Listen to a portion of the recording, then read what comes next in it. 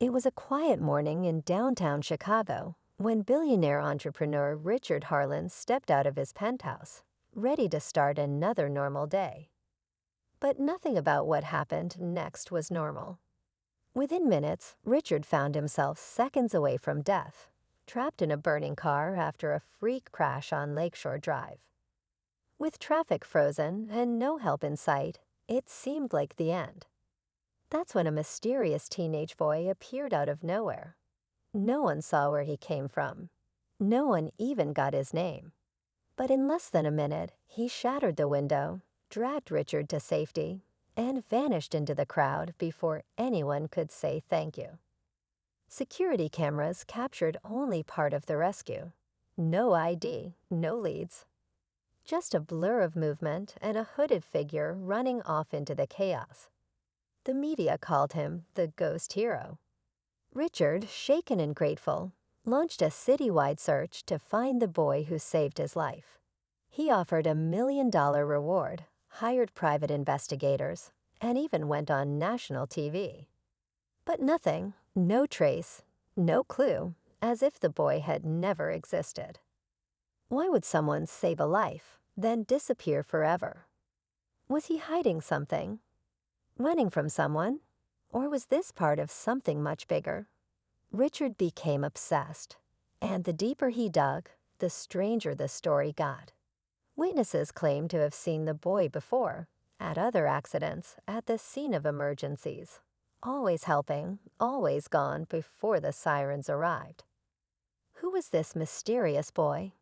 And why does it seem like he's been watching over people for years, only to vanish every time? In today's story, we follow the trail Richard uncovered, and what he found might change everything. But be warned, this mystery only gets deeper from here. Richard Harlan wasn't the kind of man who believed in coincidences. He built his fortune by trusting facts, not feelings. But after that day, something shifted. He kept replaying the moment in his mind, how the boy seemed to know exactly what to do, how calm he was under pressure. It wasn't just luck. It felt intentional, and that's what scared Richard the most. The security footage was barely useful, blurry, shaky, and only a few seconds long. Investigators zoomed in, enhanced it, ran it through every facial recognition database available. Nothing, no matches, no leads. It was as if the boy didn't exist in any system, not in school records, not in social services, not even in traffic cams leading away from the scene. He came, saved a life, and disappeared like a ghost. Determined to find answers, Richard started digging into past emergencies in the city. That's when he noticed something chilling. Over the last 2 years, there had been several strange incidents, fires, accidents, even a robbery gone wrong, where survivors described being rescued by a teenage boy with no name. Different neighborhoods, different situations, same pattern. He'd show up when things looked hopeless, help just enough to save a life, and vanish before anyone could ask a question. Some called him an angel. Others thought it was just an urban legend that people kept adding to. But Richard didn't believe in legends. He believed in people. And something about felt real, too real to ignore. The deeper this boy looked, the more unsettling it got. Some of the people who had seen the boy up close were afraid to talk. One even moved out of the city. Why? What were they scared of? And who was protecting this boy? Or hiding him? Richard was about to find out, but at a cost. As Richard pushed deeper into the mystery, his world began to shift. What started as a personal search turned into an obsession. He wasn't sleeping. He skipped meetings, ignored calls, and stopped showing up at his own company. All he cared about was finding the boy who saved him. His friends and colleagues grew concerned, but Richard didn't listen. He believed there was more to this story, something people weren't telling him. Then came a strange twist. A retired firefighter named Joe reached out. He said he'd seen the boy 3 years ago, pulling a little girl out of a house fire in the South Side. Joe had tried to follow him, but the boy ran too fast, disappeared into an alley, and was gone. Joe never reported it. Felt like no one would believe me, he said. But now, hearing Richard's story, he realized this boy wasn't just a one-time hero. He'd been showing up again and again, almost like he was tracking tragedies before they even happened. Richard started piecing together a map of every sighting. What he noticed chilled him to the bone. The rescues all formed a strange pattern. Not random, not accidental. It was as if someone, or something, was guiding this boy. But not everyone wanted the truth to come out. Richard started getting anonymous warnings, emails, voicemails with no caller ID. One message simply said, "Stop looking. You're not supposed to find him." That same night, someone broke into Richard's apartment. Nothing was stolen, but all the files and photos he had pinned to his wall were gone. He realized this wasn't just about a mystery boy anymore. There were other forces at play, people in the shadows who didn't want this story told. And as Richard kept digging, the danger started getting closer. Much closer. Richard wasn't sure who he could trust anymore. The break-in had rattled him, but it only pushed him further. He moved his research offline, started using burner phones, and kept his travel quiet. Every lead now felt like a risk, but he couldn't stop. One night, an old janitor from a community shelter called him out of the blue. He said a boy had been sleeping in their basement off and on for the last year. Quiet, polite, never asked for anything. The janitor remembered his face from one of the sketches Richard had circulated in secret. When Richard got to the shelter, the boy was already gone. Left behind was a single backpack stuffed into a corner behind a boiler.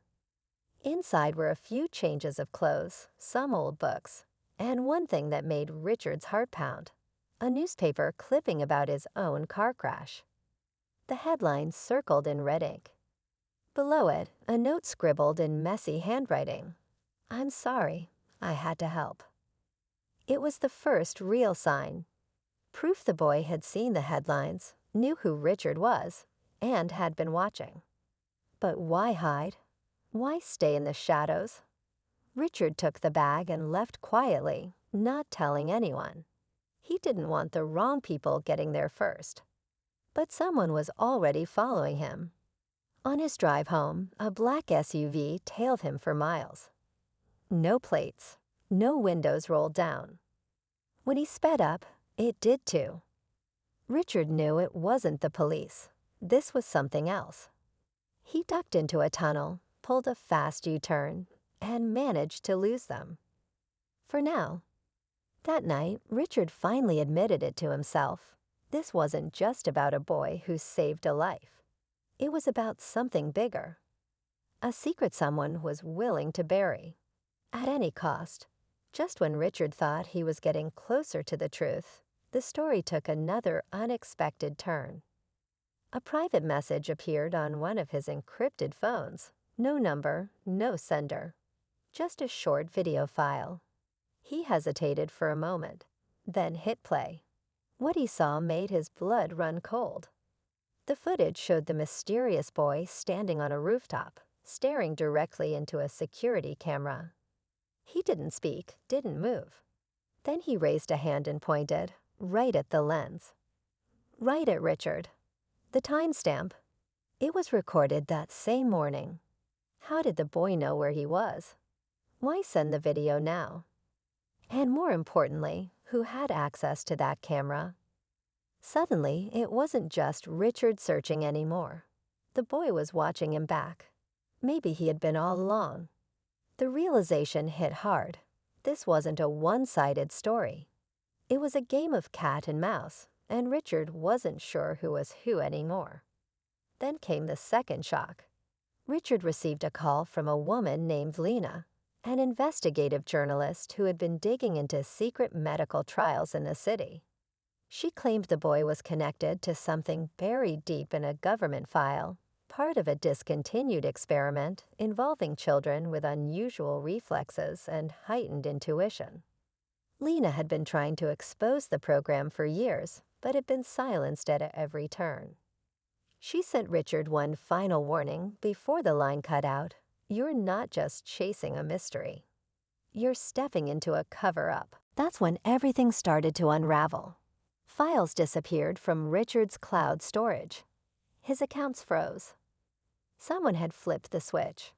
Whoever was behind this didn't just want to hide the boy. They wanted to erase the entire story. And now Richard was their next target.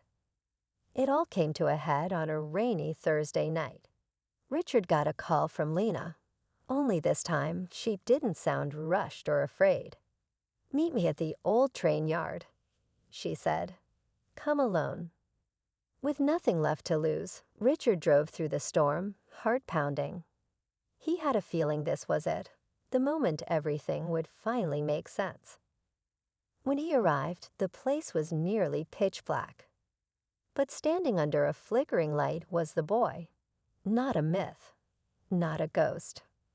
Real, thin, quiet, with tired eyes that looked far older than his years. Lena stood beside him, arms crossed, watching the shadows.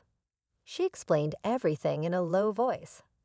Years ago, a classified program recruited children with unusually fast reflexes and heightened awareness, kids who could predict danger before it happened. The goal was to train them as crisis responders, almost like human sensors. But the project was shut down when it got too risky, or so they claimed. The boy, whose name was Eli, escaped when he was 12. Since then, he'd been hiding in plain sight, helping where he could, saving lives while staying just out of reach. Richard listened, stunned. The mystery wasn't about powers. It was about survival. About a kid trying to do good in a world that had used him. But just as Richard stepped forward, headlights cut through the yard. Black SUVs. More than one. Lena shouted, "Run," but Eli didn't move. He turned to Richard and handed him a small drive. "Everything's on here," he said. "Tell the truth." In the chaos, Eli disappeared into the night one final time. Lena was arrested. Richard made it out. The next morning, every news outlet in the country received an anonymous email with the truth and one line. Asterisk, he's still watching asterisk. The drive Eli gave Richard was the key to everything. Inside were old documents, hidden reports, video footage, and names, proof of the secret project and the children it used. Richard knew going public came with risks, but he'd come too far to back down. He leaked the files to trusted journalists across the country, making sure the story couldn't be buried again. Within hours, headlines exploded. Asterisk illegal child experiment program exposed asterisk teen hero unmasked as survivor of government cover-up asterisk missing boy may have saved dozens asterisk. Though Lena remained in custody, public pressure mounted for her release. Her reporting was finally validated, and people began to speak up. Families who'd lost contact with their children, former insiders, whistleblowers. The truth had been buried for years, but Eli's story forced it to the surface. Investigations were opened, and some of the people behind the program were finally named. As for Eli, he was never found. Despite a nationwide search, no one could track him. Some believed he fled the country. Others thought he changed his identity. But Richard believed something else entirely. He believed Eli was still out there, watching, listening, waiting. Not because he had to, but because it was who he was. Richard returned to his life, but he was never the same. He used his influence and money to start a foundation for lost and at-risk youth, naming it after the boy who changed his life without ever asking for anything in return. The Eli Project became a safe place for those who slipped through the cracks. And sometimes, late at night, When a fire breaks out or a child goes missing, people still report seeing a figure in the distance, a boy with a hood, moving fast, vanishing before the sirens arrive. The ghost hero, still watching, still saving.